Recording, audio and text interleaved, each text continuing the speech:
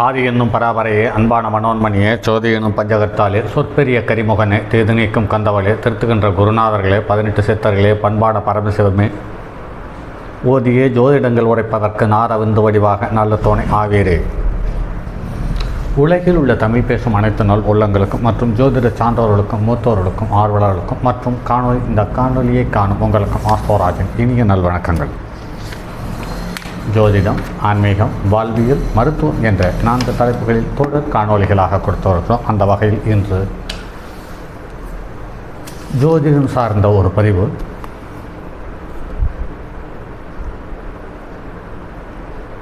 ராசிக்கான விருட்சங்கள், நவகிரகங்களுக்கான விருட்சங்கள், பஞ்சபூதங்களுக்கான விருட்சங்கள், நட்சத்திரங்களுக்கான விருட்சங்கள். அந்த நட்சத்திரத்தில் ஒவ்வொரு நட்சத்திரத்திற்கும் 4 பாதங்கள்.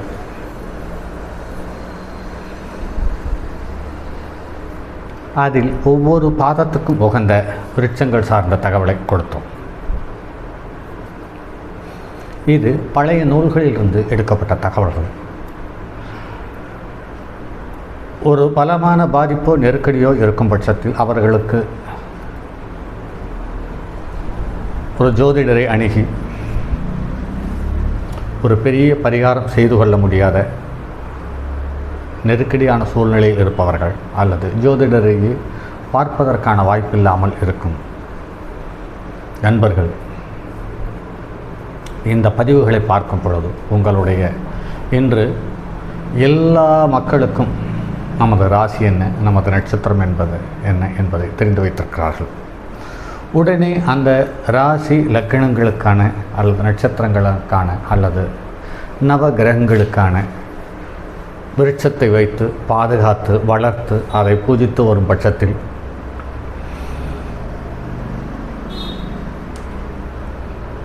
உங்களுக்கு இருக்கும் பெருமளவு பாதிப்புகள் குறைய வாய்ப்பு இருக்கிறது. இது பெரிய செலவில்லை, பெரிய காலவரையும் தேவையில்லை, பெரிய முயற்சி ஒன்றும் தேவையில்லை. யதார்த்த வாழ்க்கையில் 10ஓடு 11ஆக ஒரு நாளைக்கு நிறைய நேரங்களை வீணடிக்கிறோம்.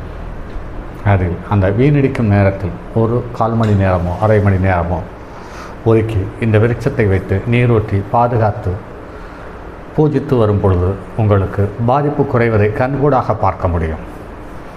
அதற்காகத்தான் இவ்வளவு சிரமப்பட்டு எல்லா தகவல்களையும் சேகரித்து உங்களுக்கு பதிவாக கொடுத்து கொண்டிருக்கிறோம்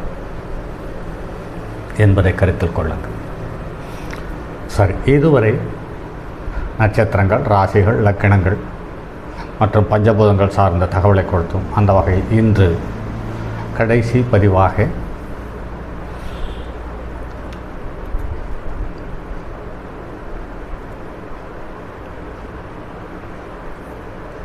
ஒரு செயலை குறிப்பிட்டு இந்த செயல் நடக்க வேண்டும் என்ற எண்ணத்தோடு இருக்கும் மனிதர்களுக்கு ஆன பதிவு இது.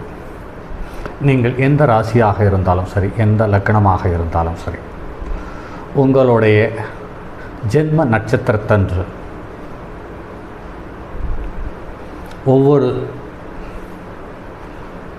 செயல்களுக்கும் அல்லது ஒவ்வொரு செயல்களின் வெற்றிக்கும் உகந்த விருட்சம் சார்ந்த பதிவு இது. இது நினைத்ததை நடக்க வேண்டும் என்று நினைப்பவர்களுக்கு மந்தாரை மரத்தை வைத்து பராமரித்து வரும் பட்சத்தில் அவர்கள் நினைத்ததை அது கொடுக்கும் என்று சொல்லப்பட்டிருக்கிறது. நல்ல பாரம்பரியத்தை உருவாக்க சந்தன மரத்தை வளர்ப்பது சாலச் சிறந்தது. ஆயுள் விருத்தியை தரக்கூடிய மரம் என்று பார்க்கும் பொழுது பாரிஜாத மரம் என்று அடையாளப்படுத்தியிருக்கிறார்கள். குழந்தை பேறு பெற வேண்டும் எனில் பும்சிக மரம் என்ற ஒரு மரத்தை வைத்து வளர்க்க சொல்லியிருக்கிறார்கள். அனைத்து தீமைகளையும் தடுக்கக்கூடிய ஹரிசந்தன மரம் என்ற ஒரு மரத்தை அடையாளப்படுத்தியிருக்கிறார்கள். வாஸ்து பரிகாரத்துக்கு நடும் மரம் குருந்த மரம் என்று சொல்லியிருக்கிறார்கள். விபத்துக்களை தடுக்கக்கூடியது பன்னீர் பூ மரம் என்று சொல்லியிருக்கிறார்கள். மகிழ மரம் ஞானத்தையும் கல்வியையும் தரக்கூடியது. கொன்றை மரம் துர அதிர்ஷ்டங்களை வீட்டிலிருந்து விரட்டி அடிக்கும் என்று சொல்லியிருக்கிறார்கள். தொட்டாசு நீங்கி லட்சுமி கடாட்சம் ஏற்படும். துளசி மாடம் போல் வளர்க்கலாம். விடாதாரி மரம் ஆரோக்கியத்தை அள்ளித்தரும் என்று சொல்லியிருக்கிறார்கள். வெல்வ மரம் அதிர்ஷ்டத்தை அள்ளித்தரும் என்று சொல்லியிருக்கிறார்கள். பொன்னை மரம் திருமணம் கைகூடும் என்று சொல்லியிருக்கிறார்கள். கடம்ப மரம் தீமையை தடுக்கும் என்று சொல்லியிருக்கிறார்கள். செண்பக மரம் என்பது சௌக்கியத்தை தரும் என்று சொல்லியிருக்கிறார்கள். பிராய் மரம் என்பது மின்னலை தடுக்கும், வீட்டருகில் வளர்க்கலாம் என்று சொல்லியிருக்கிறார்கள். நத்தை சூரி வெற்றியை அள்ளித்தரும் என்று சொல்லியிருக்கிறார்கள். சீத்தாமரம் விஷ கதிர்வீச்சை தடுக்கும் என்று சொல்லியிருக்கிறார்கள். நெருஞ்சில் நோய்களை விரட்டும் என்று சொல்லியிருக்கிறார்கள். வேம்பு அரசு பிராண சக்தியை அதிகப்படுத்தும் என்று சொல்லியிருக்கிறார்கள். இந்த பதிவை பார்க்கும் நண்பர்கள், இதுவரையில் நீங்கள் நிறைய காணொலிகளை கொடுத்திருக்கிறேன், நீங்கள் பார்த்திருக்கிறீர்கள்.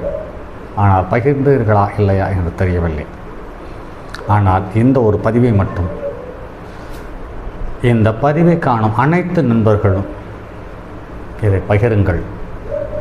ஒரு மரம் இந்த பூமியில் வளர அல்லது செழிப்போடு இருக்க நீங்கள் உதவும் பட்சத்தில் அது உங்களுக்கு தெரியாமல் ஒரு அற்புதமான பிராண சக்தியை, அதாவது ஆக்சிஜனை வெளிவிடுகிறது. அது உங்களுக்கும் உங்களை சார்ந்து இருப்பவர்களும் மிகப்பெரிய யோகம் அல்லது மிகப்பெரிய உதவி என்பதை கருத்தில் கொள்ளுங்கள்.